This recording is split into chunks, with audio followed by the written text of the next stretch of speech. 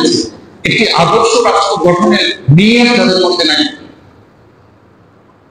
আর নিয়ত থাকতে হইলে পরকালের ভয় লাগবে, আল্লাহকে মানা লাগবে, কবরে যেতে হবে সেই জ্ঞানও থাকা লাগবে।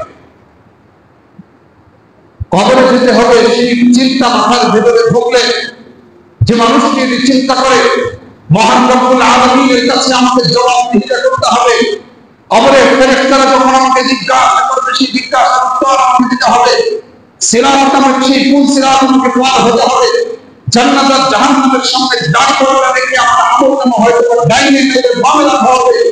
যার ভিতরে পরকালীন এই চিন্তা ঢুকবে সে কখনো মানব হত্যার সাথে, মিথ্যার সাথে আর দুর্নীতির সাথে আপোষ করতে পারবে না। কথা ঠিক কিনা?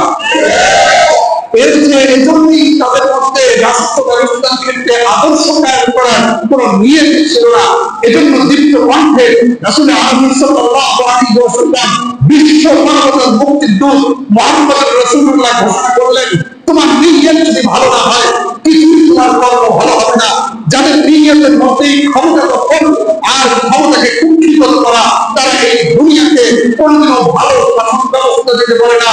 ভালো শাসন ব্যবস্থা দিতে হলে আদর্শ রাষ্ট্র গঠন করতে হইলে সেই সমস্ত নাগরিককে জনগণের শাসক হিসেবে, জনগণের নেতা হিসেবে আর জনগণের যেই নিয়ন্ত্রক সেই নিয়ন্ত্রক হিসেবে এমন মানুষকে চুজ করতে হবে, এমন মানুষকে আমাদেরকে অবশ্যই নির্বাচন করতে হবে যাদের মধ্যে নিয়ত আছে মানুষের উপকার করবো, দেশের সেবা করবো।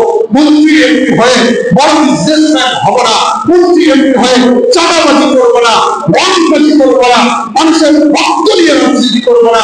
সেই নিয়ত যাদের আছে তাদেরকে বাংলাদেশ যদি খুঁজে বের করতে না পারে আগামী সময়ে এর চেয়ে আরো শোচনীয় পাওয়া যায় না।